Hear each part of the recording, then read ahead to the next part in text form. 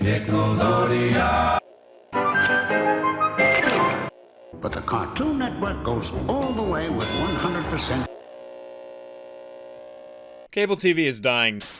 We should all know this. Since around the mid-2010s, it's been on the decline thanks to streaming services being faster, easier to access, and all without any advertisements. Oh, well, the point stands. It's pretty much superior to cable in every way, so if it's takeover and media consumption, that means a lot of the practices used by big TV companies are going to be completely reshaped or thrown out entirely. And as a kid who used to watch TV for an unhealthy amount of time, I want to say it's about goddamn time.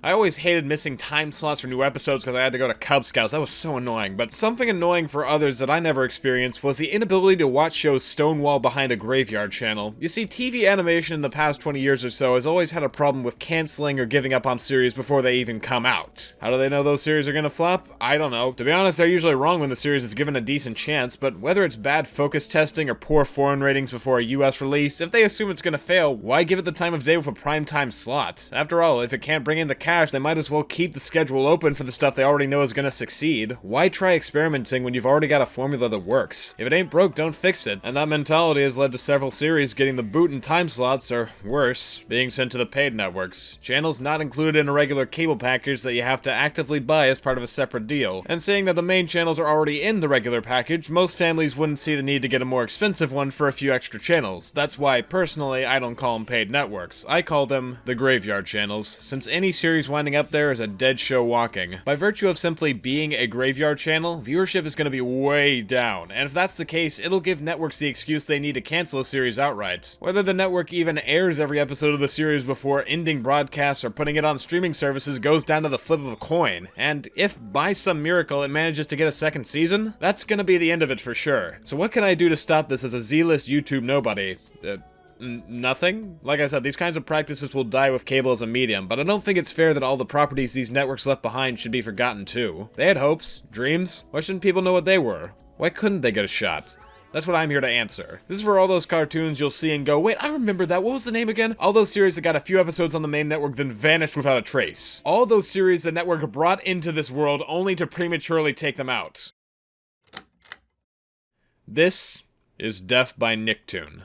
The Nicktoons network was introduced as a paid channel spin-off of Nickelodeon on May 1st, 2002, at first offered only on a digital cable package before moving to regular satellite broadcasting under DirecTV in early 2003. I know that in the current age that all sounds like stupid gibberish, but basically, it was part of an experiment for MTV that didn't pan out, so it got brought over to regular broadcasting. If you could draw comparisons to anything around the time, Nicktoons started out as Nickelodeon's answer to Cartoon Network's recently established Boomerang channel. In other words, having no ads in favor of constantly replaying bumpers and airing old cartoons instead of new programming. But Nicktoons network did air new programming through the method I mentioned earlier, siphoning underperforming or predicted to underperform series over from Nickelodeon. That'll show Boomerang. That'll bring in a ton more viewers. But there was a rationale for why Boomerang didn't have to air commercials. As a result of them never airing new programming, it meant that Turner Broadcasting, who owned CN and Boomerang, would get the money from being a paid channel, and as long as they never made any new programming, it would be no money down if viewership was low by reason of them not spending money on anything. Nicktoons, on the other hand, while always having programming sent over from the main channel to die a slow death, wanted to get profit from the shows they put time and money into even if they were abandoning them. So 2 years later in 2005, they became ad-supported, and they've been like that ever since. Still broadcasting to this day,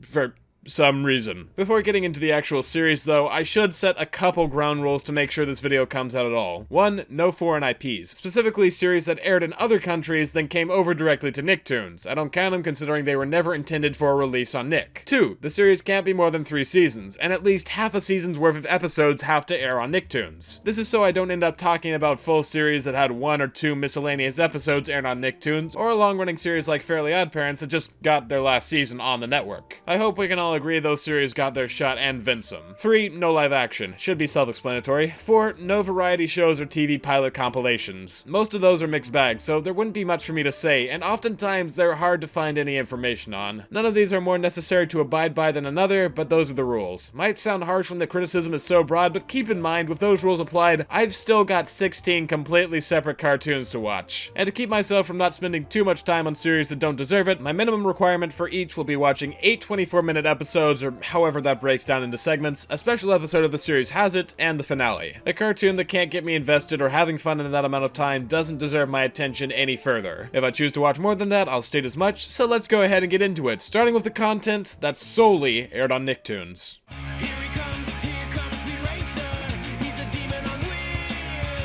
Hey, wait a minute, I know this show. I made a video on it like 2 years ago when I hit 42,000 subs. Isn't that an odd coincidence? Honestly, it would be a million times easier if I watched that and gave a summary of that video instead, but I'd rather go through the series again than watch my old content, so let's start from the basics. Speed Racer: The Next Generation was created to promote the 2008 live-action Speed Racer movie by the Wachowskis, though it had almost nothing to do with the film itself, and weirdly, despite the fact the movie bombed harder than Hiroshima on August 6, 1945, the series ran from 2008 all the way to 2013 on 2 seasons? That's odd. What is this, Gravity Falls? Did they need to take breaks in between production to make sure everything was up to quality? Wait, I'm coming!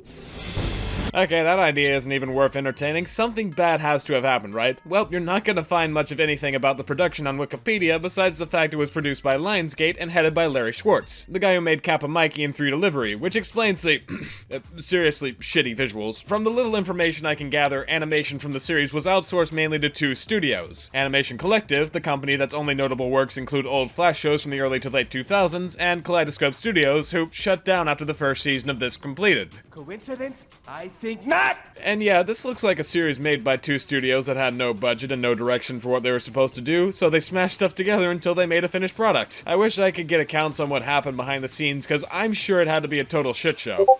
Actually, hold that thought. Turns out not just 1, but 2 people who worked on the series at different studios gave me insider knowledge in the comments of my old video. I guess I should say allegedly by virtue of them being unable to provide any proof and there's no way for me to confirm, but realistically, why would 2 unassociated people falsify very separate detailed accounts of their working conditions on a 14-year-old Flash cartoon? If it was these guys, I applaud their trolling. So anyway, here's alleged testimony from 2 commenters on what working on the show was like, and why it took so long to finish the 2nd season.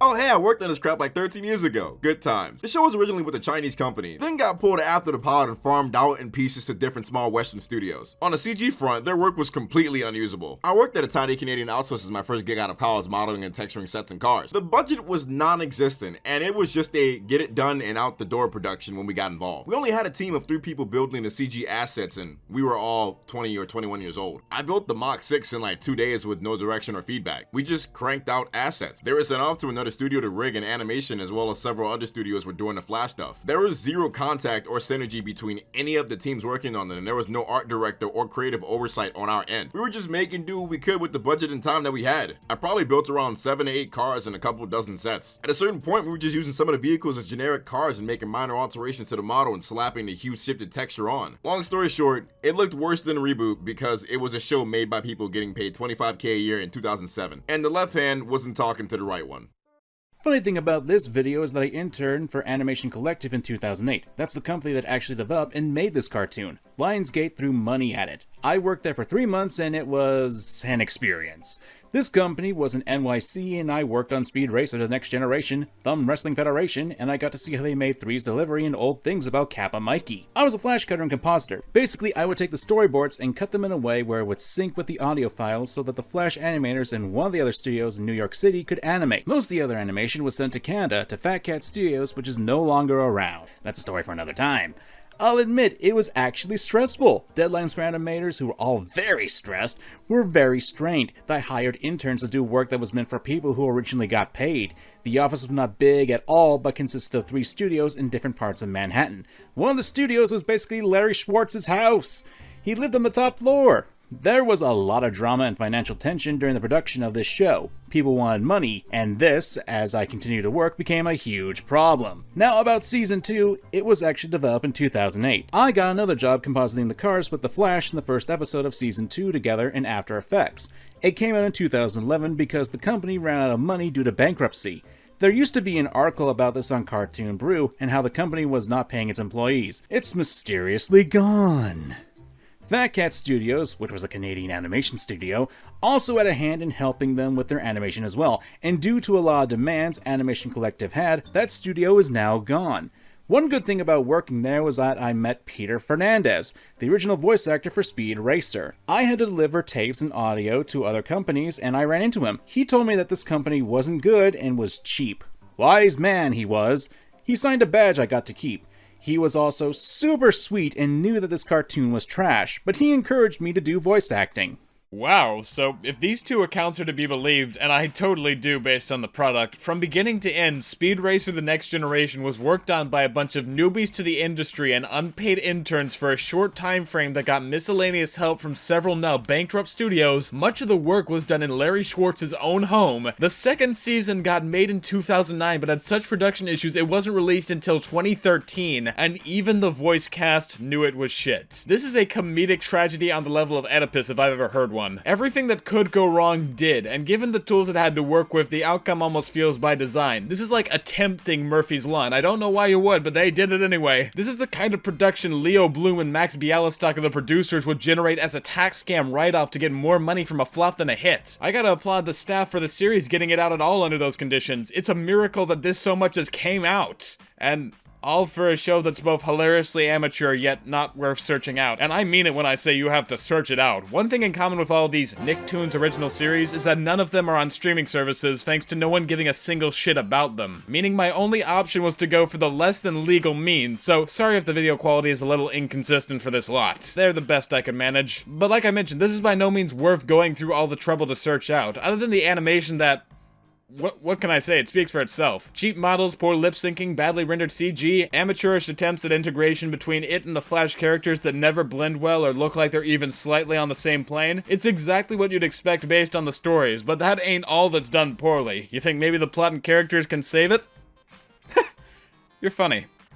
Funny and dumb. The series is set several years after the events of the source material, having to do with Speed's son, Speed, who was hidden away in an orphanage and never told about his father on the grounds that... I mean, they kinda explain it in the plot, but at the same time, I have no idea what they mean. You were already known around the world. That made you safe. But his second son, you were so young, and your father thought it best to keep him secret. But now he's going to a super advanced racing school where he's a natural prodigy, and I don't understand that at all. Like, there's having natural skills based on genes or whatever, but racing is pretty specific and requires extensive knowledge and training to do correctly. If I were the son of a lawyer but cared nothing about lawyering or taking the bar exam, it doesn't mean that regardless I could walk into a courtroom and start Phoenix writing it up. And I'm also kinda confused how he got into this racing school in the first place if he didn't have a car to begin with. How did he test his way in?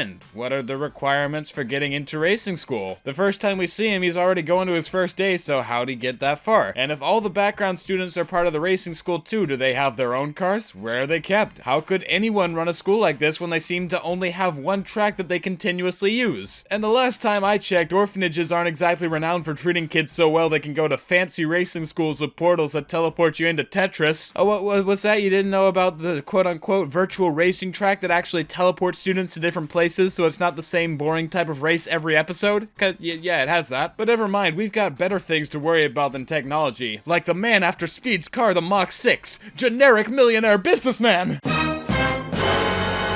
I didn't take the time to write down his name, and it's almost kind of funny how incompetent he is. Every episode, it's always a repeat of him either having his daughter mess with the Mach 6, or he tries to have a new one-off character steal the Mach 6, or he gets his daughter and a pair of twins to try destroying the Mach 6 in a race, and blah, blah, blah. You'd think after the bunch of dumbass teens failed enough times, he'd use a bit of his infinite wealth to actually send someone competent to destroy it. Contract killers cost 20 grand on the black market, just saying. Don't ask me how I know that. Shit, after a while, he stops trying to be subtle about the fact he wants to kill this kid and destroy his car, and he faces almost no consequences besides being arrested once or twice before the status quo returns in the next episode. Hey, Headmaster, you maybe want to try stopping this guy consistently and obviously trying to kill one of your racers who also happens to be your nephew? Actually, no, I shouldn't hope for any better from the Headmaster. I'm not sure there's a single episode where he isn't completely clueless about every new threat. And every single time the cast gets in trouble due to said threat, he's never willing to believe Speed and crew first. Like, damn, I can be skeptical, but if this type of shit happened to me every week, sooner or later, I'd get a clue. Not the Headmaster, though. He's about as dumb as the rich fuck who can't be bothered to hire a professional instead of his bratty daughter and her mentally handicapped friends. Also, he can get the gasless engine that would ruin his business when Speed and Co. have yet to figure out how to make it gasless for most of the season. That's how far behind they are. Imagine trying to steal a machine that doesn't exist in its current state. So with such intimidating villains, Speed's gonna need a serious bit of help from his iconic reliable friends like Girl,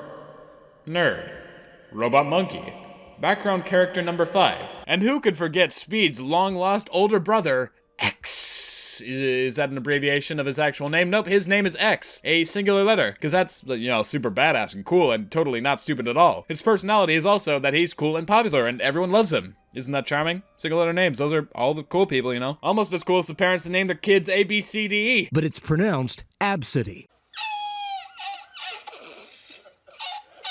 But seriously, besides X, there's nothing too notable about the Rogues Gallery, and much akin to the show itself, other than the few hilariously terrible outliers, everything else about it is boring or predictable, and that's the worst thing a series can be, uninteresting. The potential behind-the-scenes drama is far more interesting than the show in comparison, and seeing how hard it is to get in good quality, I'd say it's better if you skip this one. Not it's so great a start to this marathon, but hey, they can't all be winners.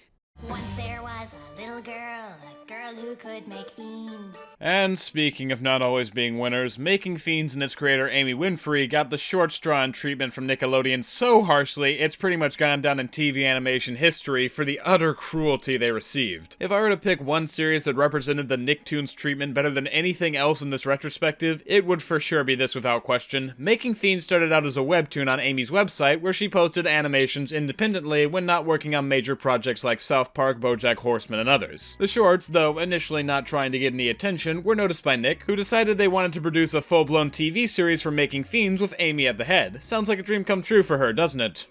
Wrong! It's true that the series was going to air on Nickelodeon, but I'm assuming the executives, for purposes unknown, decided to move it to Nicktoons at the last minute before airing. And not only that, but they aired it with no advertising. It was given time slots of 11:30 a.m. and 9:30 p.m. on Saturdays and Sundays, and regardless of the show still finding a way to get the best ratings Nicktoons has ever had, as well as good reviews from critics, the series got cancelled after 6 episodes and only aired for a total of 1 goddamn month. This is like the animated TV show equivalent of child abuse, given the creator hopes that their series can make it big on a well-known network, have it booted to a less popular channel with terrible time slots and no advertising to hope it'll fall, and then when it finds a way to succeed, you slap it across the face and say, "No! You're done!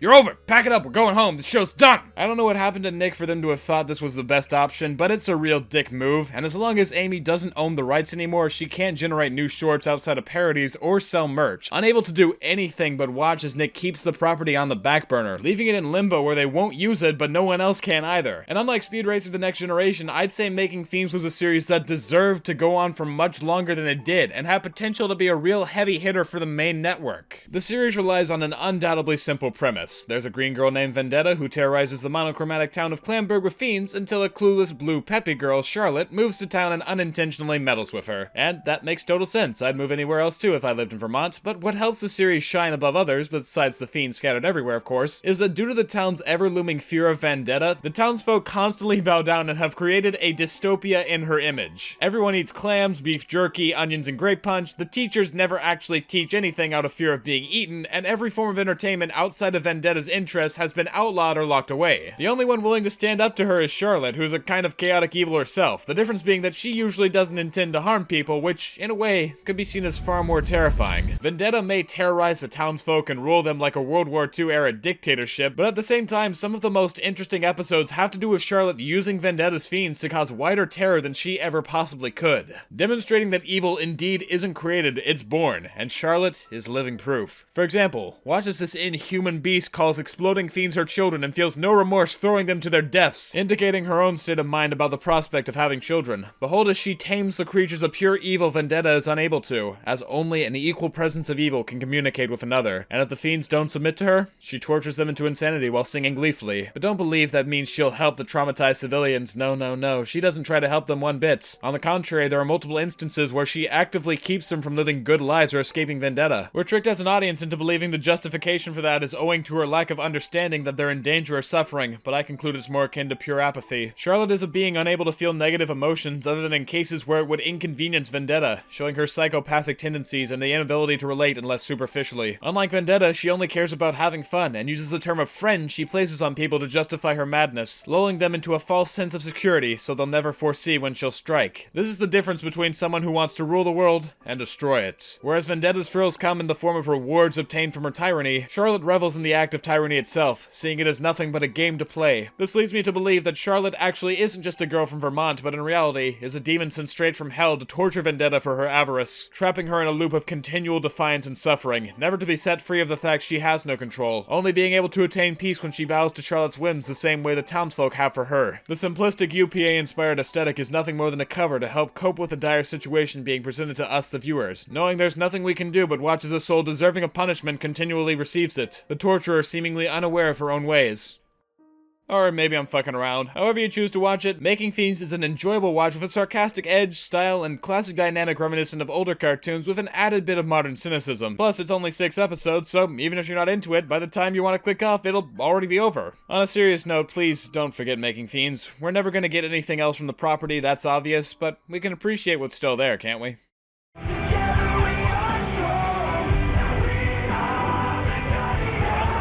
So, this would normally be the part where I give background on the production history of the series and potentially how it came to be on Nicktoons, but I can't, and that's not from a disinterest I have with the series or anything. I genuinely tried to look for something to talk about, but it isn't there. This series is a real enigma in terms of behind-the-scenes info, and I can only assume that's from a mix of people being too ashamed to talk about their involvement and archivists not giving a shit. So here's what I got. In the late 2000s, the NFL came to Nick about making a series for them to promote football to kids, as if they needed the advertising to begin with, and so in response, Nick created a 3-season TV show about it called NFL Rush Zone. Not gonna lie, I did see this playing on Nicktoons all the time as a kid. It took up a good chunk of the schedule from what I remember, but I was, a fat kid who didn't have any interest in the NFL, so the moment I saw the letters put together for a TV show, I never took the time to see what it was. I always thought it was actual football and went over to regular Nick while furiously shoving Pop-Tarts in my mouth. And I can't uncover any metrics for how the series did, but I'm guessing something similar must have happened with most kids for it to air so often while it was going and not have as much as a measly 100 ratings on IMDb. And I've used IMDb as a metric for a series' lack of popularity before, but here it's way more valid than ever. It's impressive how few people care about this. When I was first delving into the series, I found a season of episodes on YouTube in high quality, which led me to believe it was the first, but then it opens with characters acting like they've known each other for a while, and it turns out, no, this isn't the first season, it's the second. Apparently the first was a series of mini-episodes created in 2010, but here's the thing, I can't find them. There are a couple scattered 240p clips on YouTube, but the full season is considered lost media. That's right, people had so much disregard for the series that no one, not even the official channel, cared enough to keep it from being almost completely lost. Though to say it's lost would mean that there are people searching for it. Amazon doesn't have it, Paramount Plus doesn't have it, HBO Max doesn't have it, Tubi doesn't have it, fucking Kiss Cartoon doesn't have it. I can look up the most obscure pre-internet garbage on Kiss Cartoon, and they don't have this show that regularly came out only 12 years ago. What does that say about its quality? That it's not worth preserving, but Rubik, the fucking talking Rubik's Cube is. Judging by the available season, not anything positive. The best way to describe this series would be that it's right out of the 80s, and not in a good way. For main characters, we've got the trope I like to call the diversity squad. None of them have any distinguishing personality traits, but they're made up of every race, so the show can trick viewers into thinking it cares about good representation. Everyone's here. Black, white, Samoan, vaguely Asian, blonde, and girl. That's my favorite race. They have names, but science is still out on that one. For trope number 2, we've got Zordon, or whatever the fuck they call him in this show. I don't care. He's a super obvious discount Zordon from Power Rangers. A floating holographic leader that gives the characters magical watches, transforming them into the Guardians. A group dedicated to helping the NFL that, for trope number 3, has 32 MacGuffins going to each team called the Megacores. What can they do? Why, give their team the spirit to go on, of course. Validating my theory that football players don't actually have any athletic abilities, and instead rely on the powers bestowed onto them by giant Funko Pops. Okay, real talk, I've got no idea what's up with these things, but they're like the mascots. They protect the Megacores when the Guardians aren't needed? You can tell I'm not sure because the show's never too clear about what they do. Not like they serve a purpose in episodes other than running around and serving as an embodiment of that week's team, so if they are Guardians, they're pretty shit at it. Actually, hold up, I forgot to mention why the cores need to be protected in the first place. Believe it or not, the villains aren't trying to steal these things because the NFL has had it too good for too long, though the dialogue might lead the audience to presume otherwise. But actually, when they're put together, besides their main use of giving football fans the pep in their step before a big game, they can also be used to destroy the world, I guess, but yeah, I mean, that's just a side feature. Anyone would have forgotten to mention it. You could and should be wondering why the National Football League has access to these potential world-ending artifacts and uses them to pump up their players when a line of coke when an energy drink could do the same, but hey, what else are Americans gonna watch Monday night? Young Sheldon? No. I'd rather put the world at risk than go there. Not like there's much to worry about when the villains are so incompetent. Episodes work off a basic monster of the week formula, trope number 4. In this case, the monsters being robots sent by trope number 5, evil guy in a mech suit Wildcard, and his servant Dropkick. Get it? Wildcard? Dropkick? Sports! And man, they've gotta be a couple of the most idiotic villains ever. For instance, you know the old adage about how superheroes can't reveal their secret identities or else the villains would inevitably come after them or their loved ones? For whatever reason, the equally stupid main characters don't try to hide who they really are at all. In fact, the first episode opens with Wildcard discovering the leader's identity, and in most shows with common sense, this would be a setup indicating the villains are about to go after the MC or his family, but NFL Rush Zone doesn't have common sense. Instead, the episode plays out like it normally would, meaning that portion at the beginning is basically a non sequitur, and from what I saw, Wildcard never directly goes after the friends or family of the protagonists, except for instances when they're directly involved with the Guardians. Correct me if I'm wrong, but Wildcard is a supervillain that sends robots to fight children every day, so I don't get why he can't plant a bomb or two while they're sleeping and blow them the fuck up. If he has seen their faces multiple times and knows their names, I think that's the real one. Good eye, Marty! It shouldn't be too difficult to look into a home address, and Dropkick is even worse. Despite the show trying to build him up as some kind of evil master manipulator at the end of the season, it's so difficult to not see him as a total imbecile. Best example I can come up with off the top of my head is that at one point, he had a Guardian in the same room with him who didn't have power and there was no escape. Sure, he didn't have access to his weapons or anything, but he's a robot, and the Guardian's a small, vaguely Asian kid. You're telling me he couldn't win in a fight? Just bash his brains in and get it over with, or better yet, use the power of the megacore that is right by you? So what if he gets it first? Kick his ass, he can't use it for anything, and there are frustrating scenes like that throughout the show. Guess they could only get so many good writers when they had to splurge for trope number 6, a celebrity football player to give a moral lesson each episode. But then again, the show is sponsored by the NFL, and whenever they show up, it's always all, whoa, it's the greatest football player in the world, Ricky McDipshit. And the show stops the plot wherever it's at to dick suck the guest for half a minute, so they might have been forced or begged to do it without pay, in which case the money must have gone to the animation, but I don't know about that either, Chief. A weird art style thing going on with the characters is that, well,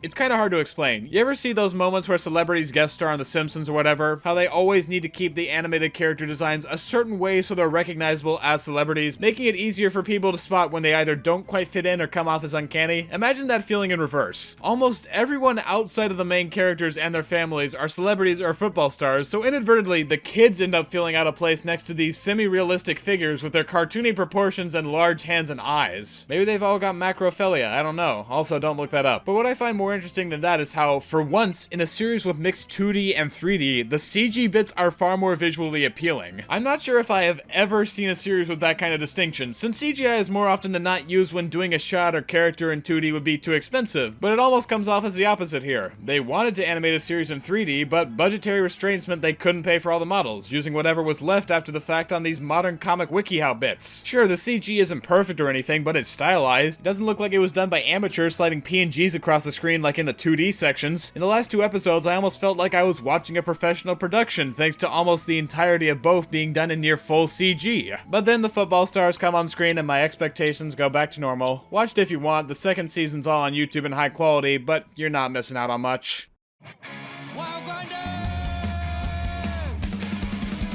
Here's another one Nicktoons aired the crap out of. Wild Grinders. God damn it, no you fucking perverts, not that kind. She didn't say no. And that's technically a yes. I think I may see one small problem with being tiny. Told you we should have got the extra large. Okay, actually, that could be closer to the mark than I thought.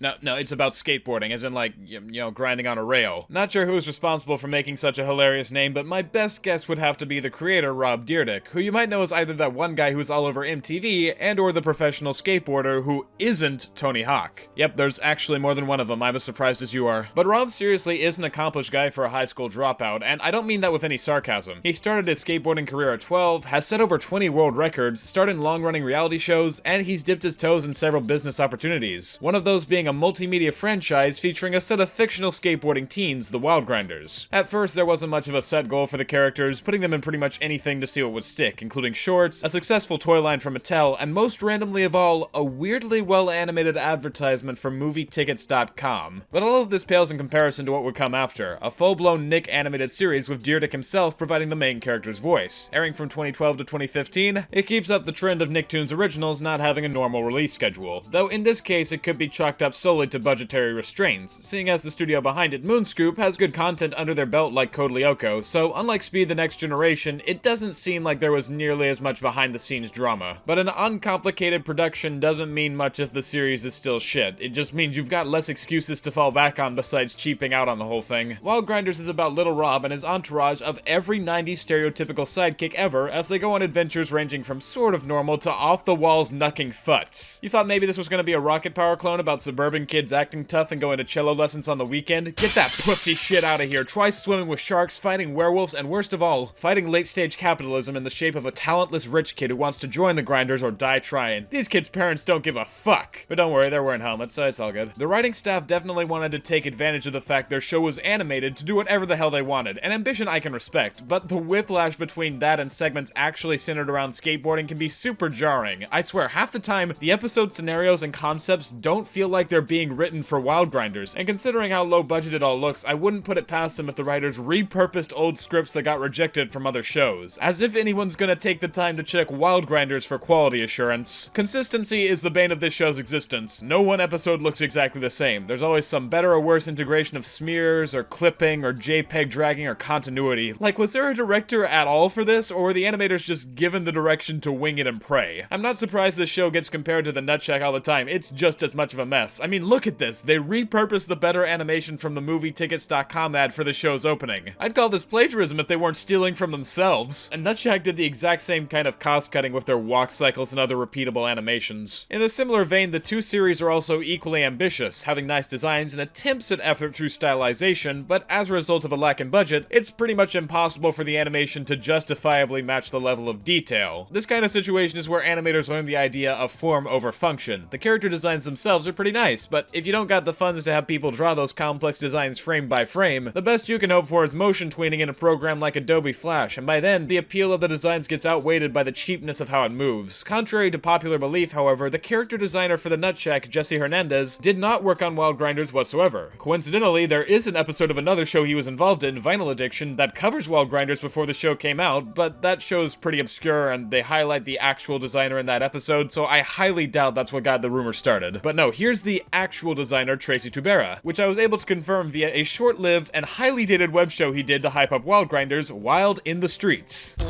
I go!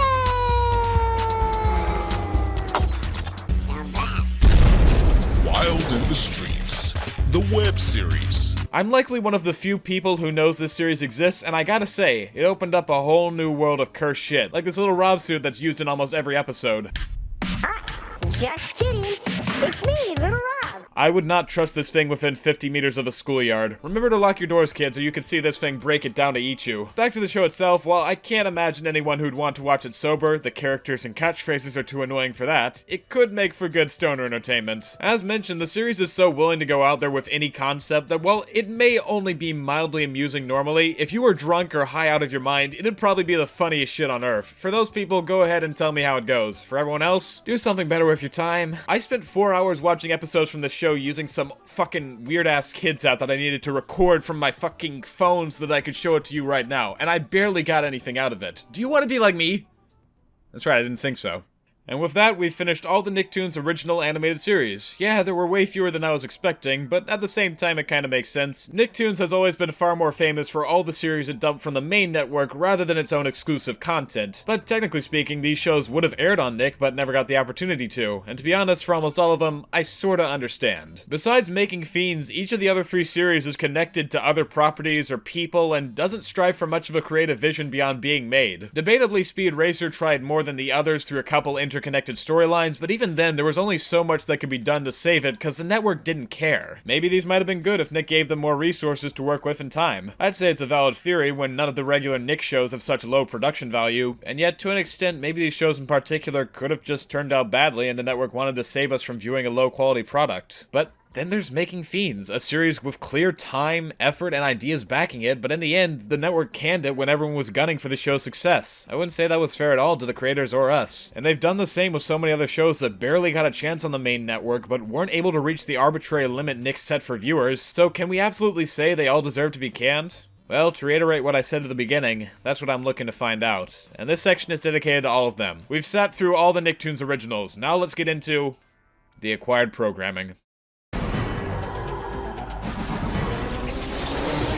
Hell yes, it's the cult classic dark sci-fi comedy thriller that your wannabe 90s kid sibling won't shut the fuck up about. From comic creator Jonan Vasquez in 2001, Invader Zim. If you know anything about the series, you could be confused as to how it is that Zim qualifies for rep in this video, and to be honest, it is kind of a technicality, but hey, if that's what it takes for me to talk about Invader Zim, I'll get as technical as I need to be. The series was intended to have a 40-episode order for its first season, being greenlit in hopes that Nick could bring in a more mature audience than their normal demographic, going for 11 to 15-year-olds instead of 6 to 10. Unfortunately for Zim, it was the only series to actually get off the ground in regards to this attempted tone shift, and so with no programming block or more mature content to pair it with, the series had to contend with the shows meant for Nick's typical viewers. In spite of the setback, the series did decently well in ratings, and it excelled especially with the 14 to 18 market, but Nick was only concerned about 2 to 11s, a group Zim fans didn't do so well with, and mixed with how expensive the series was to produce, they decided to cancel it before the initial deal was completed, stopping the series short at 27 of the planned 40 episodes, leaving a ton to never be finished or seen from ever again. The first 20 episodes were made into season 1 as we know it, and the last 7, excluding one episode, the most horrible Xmas ever, were held in contempt for another few years before being released on DVD and subsequently on Nicktoons in 2006. This means that technically the second season isn't actually that and is only the remaining episodes never aired of the first, but also technically it is considered the second season and it was aired on Nicktoons, so that makes it eligible for this retrospective. Plus the network did unfairly screw Zim over, basing its success off an audience it wasn't trying to attract, so I'd say it fits the criteria and tone to be discussed here. Basically, for anyone complaining, I don't care. And Zim is a great show, so please just let me fucking have this! Okay? Alright? The premise goes that Zim, an incompetent invader of the Urkin Empire who screwed up in every way he possibly could, wants another assignment. So rather than having to deal with his bullshit any longer, the Urkin leaders decide to send Zim somewhere no one cares the slightest about conquering, second only to Canada, and that's Earth. To accompany and potentially expedite Zim's death, the leaders also decide to give Zim a stupid robot made out of trash named Gur, who I don't feel the need to explain further on the grounds that you've most likely seen him all over Tumblr, if not all over your local Hot Topic, which yes, I know you shop at. The only thing to stop them from conquering Earth, beyond Zim's complete idiocy and incompetence that is Dib, a 10-year-old conspiracy theorist who's the only one to get what Zim is and what he plans to do, cause everyone else is either too clueless or doesn't care in the slightest, and that's a major facet of what makes up the show's identity. Beyond regular episodes having to do with Zim and Dib fighting or trying to thwart the other's plans, several are more focused on how one or the other interacts with the cynical, desaturated world around them. You see, unlike most cartoon worlds that try to be upbeat or more picturesque, Zim revels in the more grotesque aspects of consumerism, lack of individuality, society's tendency to miss the point, and so on, with Dib and Zim reacting to it in different ways. Both are outcasts, one as a result of people not wanting to listen to him since he's weird, and the other for being, well, an alien, in the social sense I mean, so their stories are super dependent on their points of view. Dib-focused stories are usually centered around him having to put up with clueless people that don't want to listen to him, whereas Zim-centric episodes have to do more with him being revolted or confused by Earth practices we've come to see as normal, if not expected. There's also the third type of narrative, created in the few instances the series focuses on another character in the series, that being Dib's younger sister Gaz, who only cares about games, pizza, and being left alone. So when one of those attributes is messed up, she'll do everything in her power to ruin the lives of the mortals that dare disturb her. She's just like me, for real. Though they're few and far between in the series, I always had a particular love for Gaz episodes as a kid, and she's still my favorite character to this day. She sticks out from the rest of the cast in that she doesn't not care from being too stupid to understand what's going on around her like everyone else, far from it. She just doesn't have the willpower to care as long as she gets what she needs, and there's something oddly fascinating as well as terrifying about that. A statement you could apply equally to the art direction. I briefly mentioned the style before, but everything has a glint of desaturation to make the overall series a little more grisly, and it works for the kind of imagery on screen. Invader Zim is gross, and there's no doubt about that, but the way it's gross is far more interesting than most Nick series. Instead of going for the easy shots of boogers or farts or whatever, Zim is gross in that it depicts an exaggerated form of realism in stuff like saliva, grease, general filth. The whole world is super grimy and covered in stains as opposed to the sleeker, brighter look of the Urkin fleet, helping distinguish the two more in appearance. It makes you feel like you've been watching a bathroom floor slowly form a mold colony. in like a good way. Seeing as Vasquez's prior work like Johnny the Homicidal Maniac and Squee were more adult-oriented and just as potent in societal commentary, it's understandable the series looks as it does. And though being a kid show means Vasquez has to restrain himself more, that doesn't take away from all the messed up imagery he and the writers could get away with, and in surprisingly high quality at that. As I said, the show being as expensive as it was contributed to its downfall, but if there's a positive to come from that, the series looks damn impressive for a mixed 2D, 3D animation from the early 2000s. It's a prime example of why CG over the past 20 years has had the capacity to remain timeless. All it takes is the right amount of stylization, and Zim takes full advantage of the budget both in CG and 2D to bring to life a particularly special visual style, containing a plethora of detailed tracking moments, phenomenal shading, and inventive perspective shots. The passion oozes off the screen, and that's just as apparent in the world building and attempts at fleshing out continuity more in the final episodes before the series was ultimately cancelled. The truth is, Vasquez and crew had thought all the way through a potential season 5 of Zim, so they had plenty of ideas that got left on the floor when they were told the series wouldn't carry on. But you can see bits of their ambition in the final episodes of season 1 and everything comprising season 2. There are new characters introduced like Tak, another Urkin with a particular hatred for Zim, and the Resistance, a group dedicated to fighting Urkins, who both say they're going to be back someday after they're defeated, and there's references to them in later episodes, but the fact they never reappear leads me to believe they were meant to come back, but the crew didn't have the time before cancellation. The crew even makes fun of this fact with another character, Minimoose, who was supposed to have an introduction earlier than when he appeared, but the crew had to pick the last episodes they wanted to focus on as production was wrapping up. So Vasquez decided to go for the Christmas special instead, seeing it as more important, which helps explain the offhand jokes about him always being there. One semi-arc the series did get to finish had to do with Tak's ship, featured in a few episodes of season 2 as both an object and a character in a weird way, and I felt like it fit well in the series despite the crew not having much time to flesh it out. Seriously makes you wonder what could have happened if those planned 5 seasons ever fully went into production. Apparently, Nick offered Vasquez and crew an attempt at revival after seeing the reruns of the cartoon did incredibly well on Nicktoons, but they declined. The crew stating the amount offered wouldn't be adequate for what they wanted to tell, and fair enough. Zim was a high production show. If they came back with anything less than what the series was, it would have stuck out. Aside from that, there was also a comic from Oni Press that ran until just last year, but come on, I don't got time for that. You think I know how to read? Is there anything else I'm forgetting?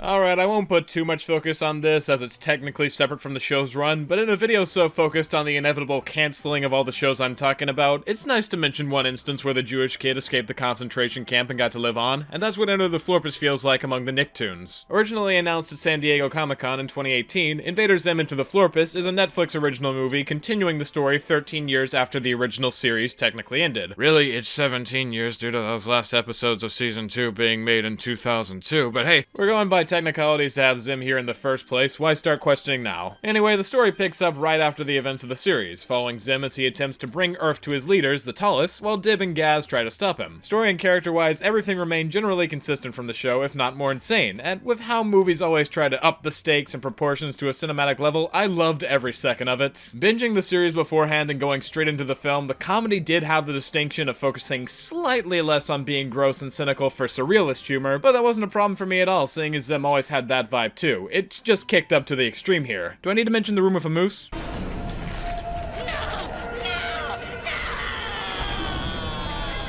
One important difference between the original series and the movie is the art style, and yeah, it's clear the two aren't trying to be like one another to begin with. Much like the comedy, the character designs and world have changed to focus on more specific aspects from the original, mirroring Jonen's own artistic evolution, in this case playing into the geometric simplicity and vibrance of the Urkin tech, applying a sort of glossy sheen in the environment as a whole. Under normal circumstances, I'd have thought this would take away from the gritty atmosphere the series built up, but I don't know, something about Zim in this art style feels right to me. Plus, it doesn't hurt that quality-wise, save a few short mistakes, the shading, movement, and perspective are all still top-notch, and that makes me smile knowing they didn't half-ass it. Glad to know that once in a while, Nick will throw people a bone and make up for their mistake. But then again, that list of early cancelled shows is pretty long, so hey, the plane might have crashed, but you know, at least one baby made it out alive. That's enough to keep your faith in Nick alive, right?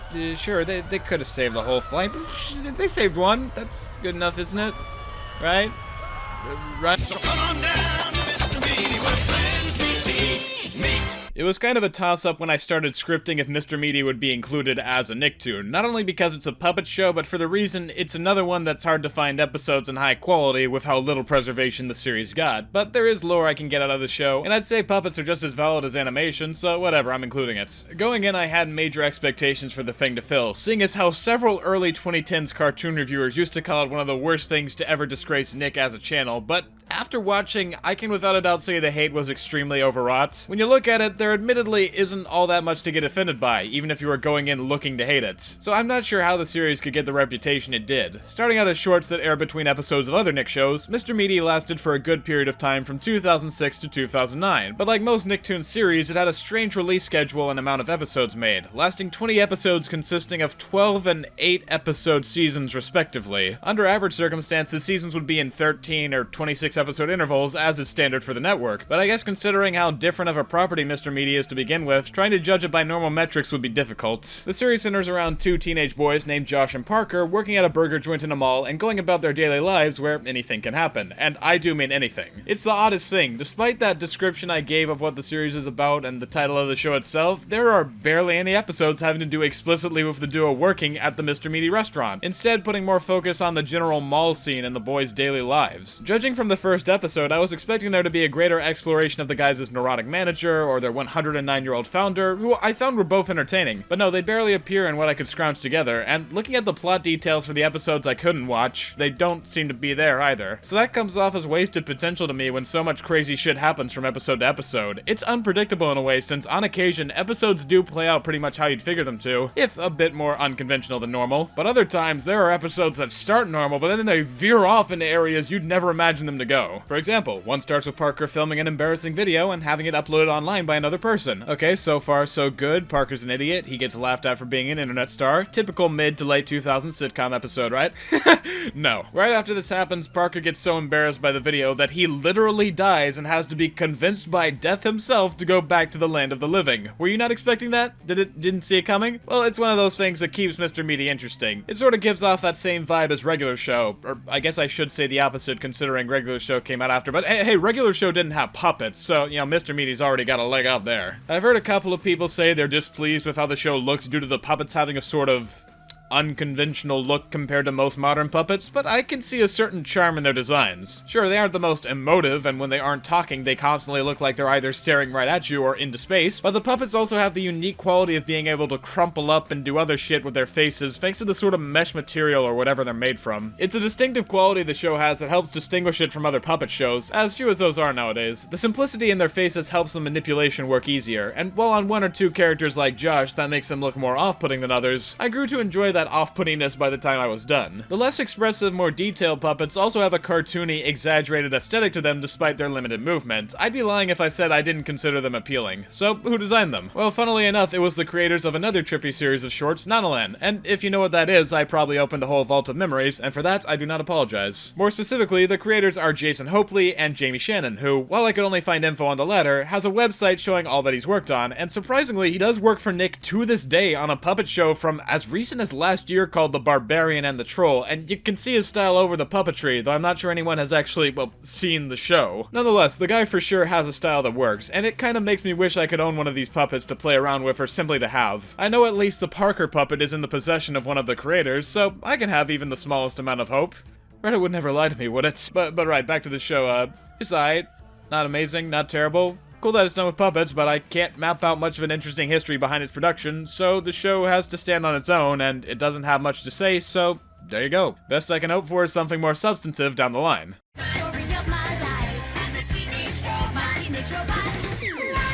Wow, that was quicker than I expected, but hey, I'm not complaining. If there was one series besides Invader Zim I was looking forward to watching in this retrospective, there's no contest it had to be 2003's My Life as a Teenage Robot, and other than being one of those series on Nicktoons that was airing all the time, a greater justification for why I think back on it so fondly is how drastically different of a series it was from everything else I was watching at the time. Though technically the show had already ended at the time I got into it, there was always an alluring element to the tone, style, and presentation of Robot that made it stick out in my eyes, and a good good portion of that could be attributed to its creator, Rob Renzetti. In case you haven't heard of him, he's an animation veteran known for working alongside other greats like Genndy Tartakovsky and Craig McCracken on other shows like Powerpuff Girls, Dexter's Lab, Samurai Jack, and most recently the Netflix series Kid Cosmic. Check that out too if you haven't seen it. But back to my point, one clear connecting factor of the properties he's worked on is this: they all draw massive reference from the creators' childhoods. Powerpuff and Samurai Jack are both based on limited movement, high-action anime and kaiju battles, while Dexter's Lab and Kid Cosmic draw inspiration from Hanna-Barbera and comic-based TV. So it would only be logical that for Rob's own show, he'd choose to style it based off of older animation or artistry he grew up with. In this case, the most obvious representations for Robot were early 1900s depictions of what the future would look like in magazines, or series such as The Jetsons, indicated by the world and various robots having a mirrored visual style, and retaining that kind of 50s imaginative quality that's hard to describe. One small detail I especially appreciate is how the backgrounds try to imitate that old newspaper printing aesthetic through the textures of the painted backgrounds. Then again, that could also have to do with its other primary inspiration, old UPA cartoons, a shared inspiration the series has with making Fiends, but taken in a whole nother direction, which is most evident in the non-robot character designs, animation, and color coding. All the humans either have full-on black dots for eyes, or that dots with triangle cutout look that UPA and Fleischer were known for, and the overall blocky design influence is super apparent on characters like Dr. Wakeman and Jenny herself. But on a deeper level than that, a recurring quirk of the animation you'll pick up on as you watch is its tendency to go analogous or semi-monochromatic in color scheme during action scenes, and I don't think there's anything about the series that sets it apart artistically more. In case you never took an art class, analogous in terms of color schemes refers to when a piece of art is made up of 2 or 3 colors right next to each other on the color wheel, while monochromatic means using various shades of a single color in a piece. The effect this kind of visual choice imprints on the audience is that it helps to better indicate the mood of a piece, or in this case scene, than if the colors were like they are in the real world. It also looks dope as fuck and particularly easy on the eyes, so though it's become a less prominent practice in animation, I always find a certain enjoyment when it's used. And Robot nails that look every time. In combination with that and the character's quick movements, the recreated atmosphere, 50s inspired backgrounds and character models, and the iconic, nostalgia-evoking, synth and orchestral instrument-heavy soundtrack, you easily get the impression that you're watching the evolution of shit like Gerald McBoing Boing, and it is marvelous. But I haven't even gotten to what the show's about yet, have I? Sorry, I just couldn't contain my excitement for how much I appreciate this show's style. The cartoon is centered around the robot character XJ9, or Jenny as she likes to be called, going to high school and hanging out with her neighbors Brad and Tuck, while simultaneously having to handle all the problems associated with being a robot and protecting the Earth. The best way I could interpret Robot's average episode is as a Monster of the Week sitcom, 2 subgenres I never thought I'd put together outside of Power Rangers, but that's not a bad thing, and there's a great cast of characters to go along with it. Jenny herself is well written for the kind of role she plays in the series, and that's not exactly an easy task when you have to balance the equivalent of 1,000 nukes going off at all times,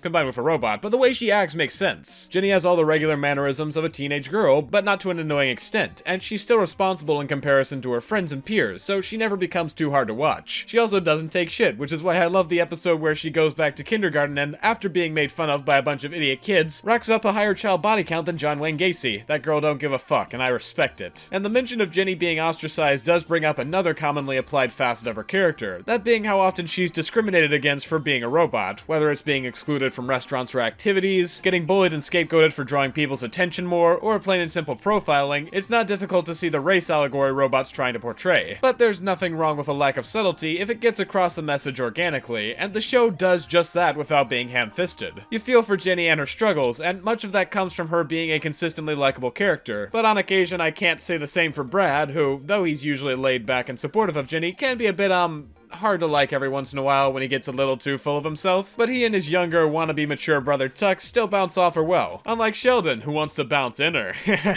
This guy is the reason we put warnings on bowling ball dispensers. Honestly though, Sheldon does more often than not end up being Jenny's one friend that'll always believe in her no matter what, such as in the holiday special, where everyone believes she's turned evil, and even her own mother is planning on replacing her, and that helps in summing up Jenny's relationship with her creator, Nora Wakeman. Among the bonds Jenny has with humans, the one she has with Wakeman, I'd say, is easily the most important, as well as the most complex thanks to their differing perspectives. Jenny sees Wakeman as more than her creator, but as her mom, and that's shown by how she doesn't see Wakeman's orders as demands, demands but requests, and like a regular teenage girl, she doesn't always do what Wakeman wants her to. On the other hand, from the start of the series, Wakeman calls Jenny by her robot name XJ9 and expects her to act as the world-saving robot she was designed to be over all else, so there's a degree of separation between them. Jenny isn't Wakeman's first robot either, she's XJ9 after all. All 8 of her siblings are kept in sleep mode underneath Jenny's house, and it's implied Wakeman could do the same for Jenny at any time if she wanted to. Hell, there have been occasions where Wakeman was forced to destroy robots she created, and Jenny has moments talking about how that could genuinely happen to her, so from the start you're able to connect with Jenny not only because she's discriminated against and feared, but even at home she has to accept the reality that Wakeman sees her more as a creation than a daughter, an idea that thankfully gets development as the series goes on. In fact, a core of the show's emotional heart coincides with Jenny and Dr. Wakeman getting closer on a mother-daughter level and appreciating each other more, growing as characters and coming to resemble a family, including accepting other parts that Wakeman previously pushed away. I'd be lying if I said that was my favorite part about the series though. No, instead, as a monster of the week type of show, my personal highlights were always the returning villains or antagonist characters, who all have just as much personality as the main cast and really add to the series. To list off a few of the greats, we've got Armageddroid, a giant robot built by Dr. Wakeman in the image of some old Bela Lugosi movie no one's heard of and the Chrysler Building, that had the one goal of destroying all weapons used against humans, but it goes haywire and starts wanting to destroy all weapons to truly achieve world peace, no matter how many men, women, or children it has to go through to get it. Basically, he's a mechanized peacemaker voiced by Kevin Michael Richardson, and those are like 3 of my favorite things. He doesn't appear often in the series, but you gotta love his contradictory battles when he does. Then there's the Space Bikers, and they sound basic from that description and how they look, but what's interesting about them is that canonically, them terrorizing the people of Tremerton is nothing more than a hobby they do on the weekend outside of their regular professions. And I distinctly remember the first time I saw it, that episode blew my mind for how much sense it made. Villains like that would need to work in order to keep up their lifestyle. I never thought of that till then. It was a real eye-opening moment, and they weren't the only villains that idea was done with. There's no way I could have gotten this whole segment without bringing up the Queen of Cluster Prime Vexus, voiced by the figurative Queen Eartha Kitt. Her whole deal was that she wanted to get Jenny to be part of her civilization, the Cluster, a world where robots lived on their own, in hopes of then taking over the human race. And that kind of goal would probably lead you to assume Cluster Prime is a militaristic, battle-hardened planet ready to crush their enemies, see them driven before you, so on and so forth, but on the contrary, as shown in MLTR's one special, Escape from Cluster Prime, it's a pretty average place if you take away the robot elements. Oh, well, other than the copious amounts of propaganda. Considering the show has taken other prompts from 50s culture, it wouldn't be out of the question that they do the same for Cold War-era fear-mongering, and though it's possible to apply the idea of selective propaganda and threat of doomsday to other wars too, their main influence is obvious, and as a show from 2003, that's some deep stuff to be commenting on for a kid's show, but welcome nonetheless. And that reminds me of the one thing I haven't gotten into yet, how Robot ended up on Nicktoons in the first place, and that's cause it isn't too interesting. The series ran regularly on the main network from 2003 to 2005, then it was stated on the show's blog that it wouldn't be renewed after the upcoming 3rd season. According to Renzetti, executives loved the concept, but the ratings weren't high enough to keep it around. I can't confirm whether or not that assessment was harsh, but it is Nick we're talking about, so who knows. Sounds like a regular run of the course for any series after long enough, so the final season airs and everyone moves on. But that didn't happen. As far as I can tell, there was never an official why given, but Robot's 3rd and final season was produced in the same timely manner as others before it, but Nick didn't decide to release that season for 3 whole years. And before you ask, yes, this was a specifically American issue. Over in Asia, the series aired at around the same interval as the wait between season 1 and 2, but not here. 3 years. We couldn't handle it as a public consciousness any sooner. And naturally, after not airing a show for 3 years, a lot of people aren't going to give a shit, and if Robot's ratings were as bad as Nick execs claimed, giving up their primetime slot for it could lead to a loss of profit, so what else is there to do but boot it off to Nicktoons? Of course, they could have released it like every other season and given the series a proper send-off, but...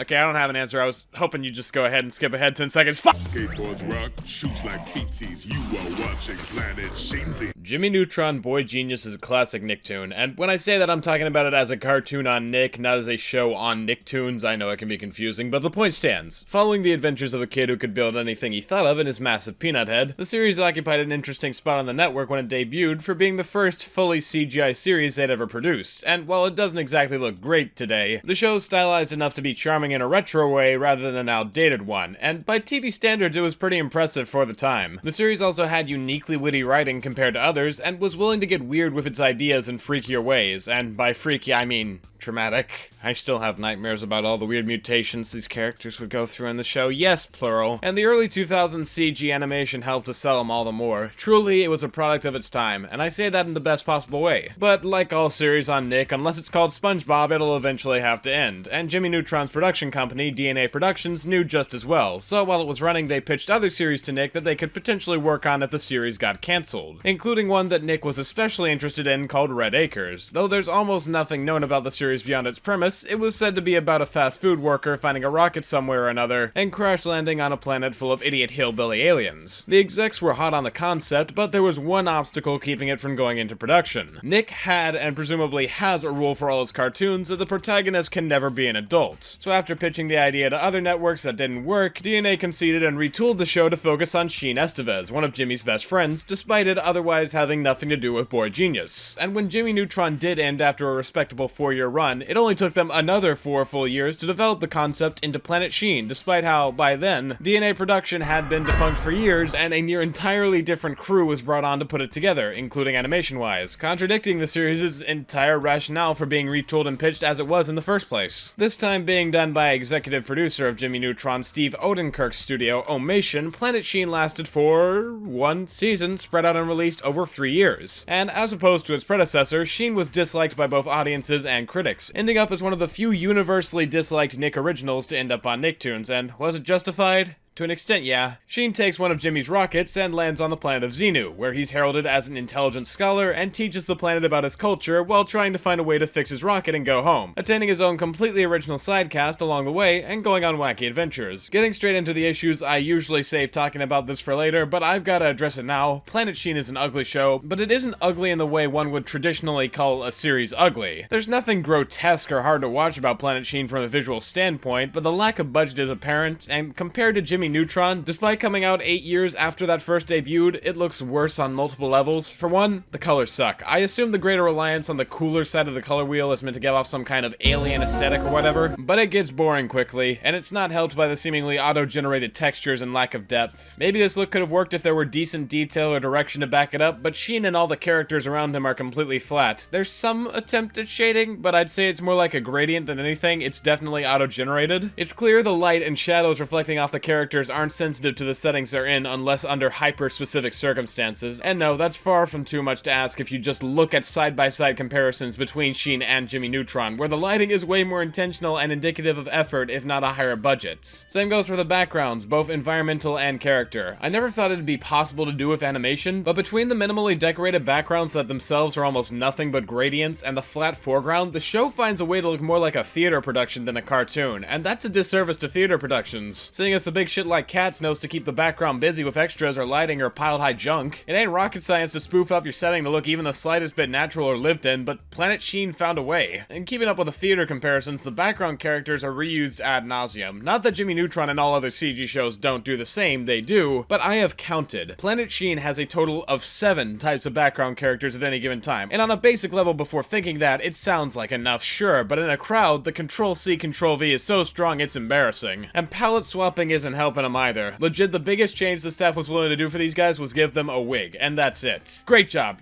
You saved the whole thing. Too bad they couldn't do the same for Sheen himself. In Jimmy Neutron, Sheen was indeed one of the comic reliefs alongside Carl, but if the writer stuck to how he was shown there, I don't think it would have been impossible to make him work in this too. And there are far worse options for a title character than Sheen, but unfortunately the writing crew for Planet Sheen consisted mostly of people who'd never worked with the character before, and that's evident in how he's portrayed. Sheen in Jimmy Neutron was dumb, sure, but he had a basic grip on reality, and his stupidity came more from a lack of understanding than, well, being random and screaming out all his lines. That's what made him humorous in the original instead of an annoying living vegetable, but that's exactly how the crew treated his character, flanderizing him to a point he becomes the worst part of his own show. The supporting cast isn't quite as hopeless, but it'd be a massive stretch to call any of them good. For instance, Carl is also here in a flanderized state, but now he's a slug and yells more. And of course you can't have Sheen and Carl without Jimmy, so standing in for him is Nesmith, a space ape that landed on the same planet 50 years ago, who acts as the straight man to all of Sheen's antics, and their dynamic is about as endearing as a dagger is to my chest after I get stabbed and have to wait for an ambulance. The pain nulls after long enough, but you never get used to it and wonder why you have to get hurt like this in the first place. There's a less interesting counterpart to Sheen's girlfriend Libby too, in a blue warrior girl he has a crush on, cause I guess continuity doesn't matter, but I guess at least she isn't as bad as the others. And Planet Sheen does have one saving grace, one aspect that lifts it above being nigh unwatchable to me: Dorcas and his flying eye-bat sidekick Pinter. The narrative would lead you to believe that Dorcas is the villain of the series, seeing as he's always trying to get Sheen killed, but in reality, I see this man as a flawed hero in his own right. I mean, what did Dorcas do before Sheen came other than laugh maniacally and help the King of Xenu at times of need? But then his life had to be disrupted by Sheen crashing through and destroying his house, then taking his position as head advisor to the king. My theory in this case is that Sheen is actually the true villain of his own series, and we're just inexplicably watching from the villain's perspective. All Sheen does throughout the show is lie about his culture for self-gain, on one occasion tricks the townspeople into thinking he can give them infinite happiness so he can get a suit of money to flaunt at them, and generally be a nuisance. All Dorcas tries to do throughout the series is help both the Xenuians and the audience suffer less by finally getting rid of him, but alas, the cruelty of fate sees our hero left beaten and bruised at every opportunity, only having his one true friend alongside him for each failure, the only being that truly understands him. But for real, Dorcas was the one character who could get a full-on laugh out of me intentionally, and a good part of that definitely comes down to Jeff Bennett's voice trying to imitate Tim Curry. The lines he's given are already better than 99.5% of the other dialogue to begin with, so the vocal performance makes for something special, and Pinter is also surprisingly charming. He's a sweetheart, and his relationship with Dorcas is 100 times better than Sheen and Nesmus ever was. Why couldn't he be the main character? Not like the 8-year-olds that actually enjoyed the show back then knew who Sheen was or where he was from to begin with. If they wanted to capitalize off Jimmy Neutron hype, I'd say 4 years was a few miles away from the drop-off, yeah? So far, it's the only acquired programming from Nick I can get behind shifting networks, cause I completely understand. There's no way this should have been greenlit in the first place, and if it had to be, they should have done it way earlier. Not to sound too much like another internet reviewer I could be considered derivative of, but my god, what were they thinking?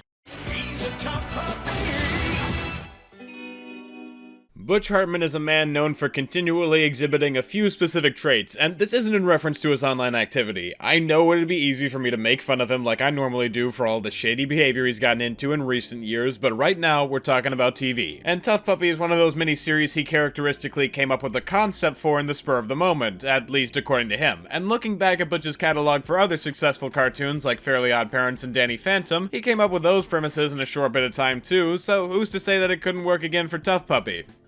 Let's just say he should consider putting "results may vary" in parentheses when discussing this practice in the future. Not to say TUFF Puppy is terrible, that would imply it left a significant impact on me. The best way I can categorize the show as a whole is if Butch took all these concepts of characters he created on the fly for the sake of a pitch to TV executives, then he did nothing else with them and called it a day. It's a pretty bare-bones show with surface-level characters and formulaic plots. Dudley Puppy is a dog made up of all the best parts of different breeds, or should I say almost all the best parts considering he's a massive dumbass, who accidentally gets involved with the Turbo undercover fighting force, who take him in for his skills and train him to be a secret agent, primarily getting mentored by the longtime spy Kitty Capswell, or as I like to call her, Carmelita Fox's wannabe younger sister. Like, am I the only one who made that connection? Police force, short temper, way too many results when you turn off safe search on Google Images, don't try it. But it doesn't matter all that much. A good portion of the cast is pretty derivative from common tropes anyway: stuttering nerd, gruff-voiced angry chief, idiot, pathetic villain living with his mom, one more overused cliche character and you get a free smoothie. The only slightly more creative characters are a couple of villains if for design alone, and even then they're nothing special. That's not all that makes the series less than unique either. The comedy is peak Butch humor, as I like to call it, meaning the series uses a total of 4 jokes in any given episode without fail. Part 1. Screaming. If a scene doesn't feel action-packed or humorous enough, all you've got to do to regain the audience's attention is to scream as fucking loudly as you can! Wasn't that immediately more engaging as well as funny? Imagine the same type of scenario, but I do it every other sentence, and you've got TUFF Puppy. And for the record, that's barely hyperbole. Part 2. Say something that you believe is going to happen or is currently happening, then have it either play out in the opposite fashion or be represented literally. The former of which can also be called a "and then the opposite happens" joke. Instead of giving any further explanation to what that type of joke entails, I think it'd be best if I imitated how it generally goes in the interest of Viacom never letting me play a clip long enough to get the point across. Kitty, you're driving me nuts. What? No, I'm not. Agent Nuts can drive himself. I'm going to run over several pedestrians. Part 3. Don't say or do anything all too funny, but get Guy Moon to compose the scene like it is with the same 4 music tracks every episode. If you don't know Guy Moon, he's the composer behind all of Butch's series, from the big boys like Fairly OddParents to the weirdly obscure shit like that cheap Christian one on that site no one's heard of. And TUFF Puppy serves as the moment where he really started playing into the more irritating points of his style. Moon has always used music in a way that it can complement the cartoon it's playing for, almost acting as sound effects without needing to put others in, kind of like a sound cue, but here it's gotten to a point where the music can't go 5 seconds without a random sting or drawn out dun dun dun dun dun dun dun dun. It's the equivalent of a laugh track in animation, and considering Butch once made a pilot with Seth MacFarlane that did have such a track and didn't get picked up, this must have been his answer to that. Enjoy! Part 4, Running Gags. Another Butch Hartman staple. This one usually starts at the beginning of a, hey, hold on a second. I found some Captain Crunch under my seat. This is a good day. So it'll start with one catchphrase or mannerism and then go in the same way or a slightly modified variant. Yo! 2-year-old bagel, hey, 5-year rule, right? And by the end of the episode, it'll come back in some big, tie the whole thing all together ending joke that doesn't make anyone laugh and becomes incredibly predictable after a while. Okay, I shouldn't eat moldy food off the floor during recording, noted. Sorry to subject you to that, but I had to watch that same joke play out at least 20 times, so perhaps that gives you a bit of indication as to how my mental state is doing right now. To be honest with you, TUFF Puppy's biggest sin is being painfully average at the best of times and mind-numbingly mediocre at worst. As a kid, I never paid attention when it came on. It was one of those in-the-background types of shows that doesn't bother people, it makes for decent noise so the room isn't too quiet, but the chances of someone actively watching it are slim to nothing since you can't latch on to anything worth sticking it out for other than Jerry Traynor voicing Dudley, who deserves to be in more stuff, honestly. But I digress. Even the major points of irritation I had with the series are nothing more than a retread of complaints I could levy at the later seasons of FOP or another entry on this retrospective down the line. Basically the same kind of contrivances in all the other series Butch made besides Danny Phantom. The fact it lasted for 60 episodes and over 100 segments is a feat unto itself for remaining so consistently unremarkable from beginning to end. And I suppose that's one quality it has over Butch's other shows. There's no major fluctuation in overall likability as it went. But are you gonna congratulate a kid that can hold a C- average grade point his whole life?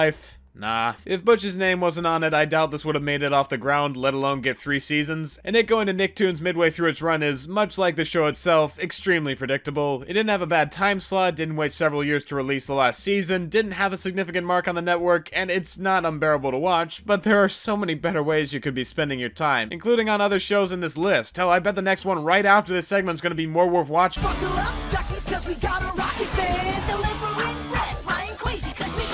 Alright, look. It'd be easy to say all that is wrong with Breadwinners. It would. Everyone and their mother from the time it was released has ragged on the series, how it looks, how it's written. I get that. I do. And I will not hold back with my own criticism either. You should know that by now. But so I don't sound like literally every other 2-bit never heard from again 2014 reviewer, I'm going to start by talking about the positives of Breadwinners. And believe me, there are positives, ones that I do not need to stretch for. I understand the immediate reaction to hearing about the series is absolute vitriol, but just calm your tits, okay? Can we not yell into Target, honey, please? Breadwinners was first conceived as a short for an animation festival by writer Mike Borst and animator Gary Doodles, two alum of the Cartoon Network series Mad, and after being put on YouTube and receiving, well, not that much attention, honestly, Nick somehow noticed and signed the duo to create their own full-fledged series. Having run for 40 episodes of 77 segments, the show purportedly had great figures going into its first season, but slowly tapered off in the second, leading to Nick doing as they do, and shoving most of season 2 over to Nicktoons, killing it instantly. And before the insults start flying, and believe me, I will, the show does have some decent, if not good, qualities. A large portion of the music is inspired by RPGs and side-scrolling games, so its soundtrack is recognizable and pleasing to listen to. You wouldn't mistake it for any other show if it was being heard from another room, and that's worthy of praise. There's also care put into making it so the beats line up with what's happening on screen, which is a nice touch and something they do consistently throughout the show. The recurring sidecast is fine, and I have no issues with them. I didn't find any of them annoying or hard to watch or anything like that. I actually like the character of Meaty, this posh owl character that's indicated to be hiding that his mom isn't there, yet he pretends like she is and has portraits of her all over his house. It's weird, but in a fun way, and there's an underlying sinister nature to his character that makes him more enjoyable, and it accentuates the better half of the atmosphere. When the writing isn't obnoxious about including butts and farting and shit, sometimes literally, I gotta admit I don't hate the vibe. Even with the juvenile stuff in mind, I don't consider it as irritating as when TUFF Puppy characters scream all the time, and comparatively, Breadwinners does their more hateable stuff far less. I know most people people who hate the show haven't actually watched more than an episode or two or thought about the series in years, so I want to clarify. Not all of Breadwinners is asses. We're talking 25% tops. But seriously, it's not all that bad, and during those spaces where they're able to be lower key or at the least less hyperactive in an overly juvenile way, I don't have any trouble sitting down and watching it like I have for others on this list. It's not painful by any stretch. If I'm being totally honest, once or twice I laughed at jokes like this. Oh, I just wanted to say hi. Hi. I obviously can't show much else since Viacom was like the Studio Ghibli of Western animation when it comes to false copyright claims, to the point they took down the show's pilot that originally got the series greenlit on the grounds they thought it was infringing. But comedy like what I just showed made me laugh, and I'm not gonna apologize for that. It got more laughs out of me than TUFF Puppy, which for the record was none, so that's gotta be worthy of something. I'm also not gonna apologize for complimenting a visual element of the show, the backgrounds. All the backgrounds for this series are stylized and pixelated and unique. There's a real blocky look the show gets down, and I always notice it whenever I'm watching. I'll get to what's going on in the foreground in a minute, but I gotta give a hand to the background artists who brought some flair to the world that, by the way, does have some interesting elements despite them being left to background information. These characters live in a world of bread that does all kinds of different things depending on if you eat it. There's this constant threat of monsters coming after them, the breadwinners are a dying profession. All these little details help flesh out the world, and it contributes to a more versatile setting for stories.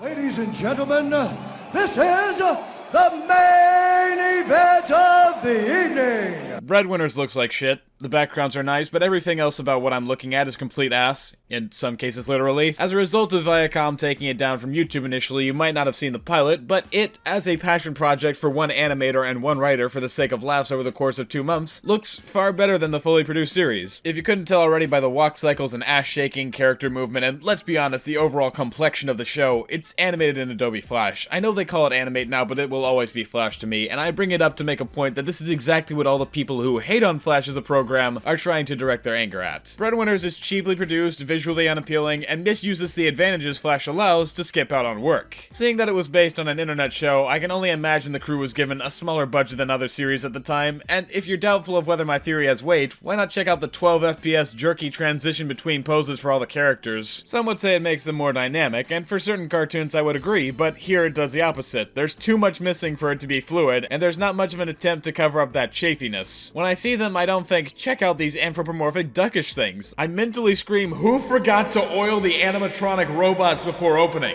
Not that these designs look like ducks in the slightest, no matter how much they try to say otherwise. Honestly, Breadwinners is more likely to get the design of any bird in general completely wrong than it is to, based on their track record, accidentally synthesize a character similar to any kind of avian. But my suspension of disbelief could allow for that. The designs are simple and have little to no detail for the purpose of saving on costs, but that does make them functional.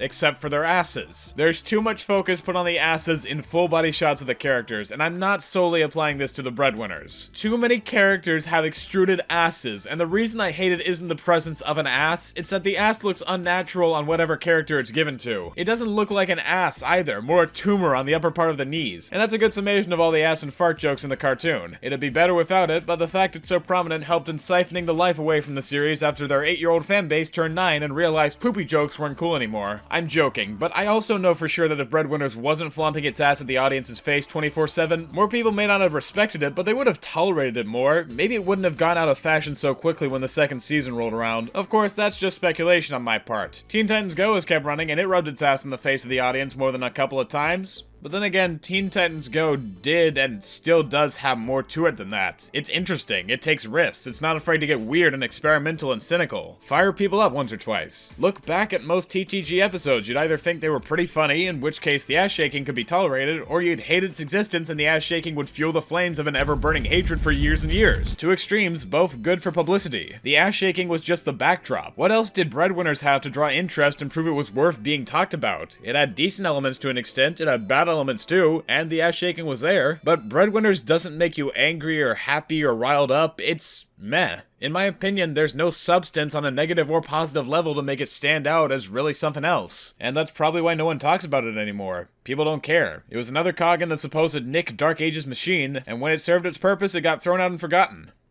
What more is there to say?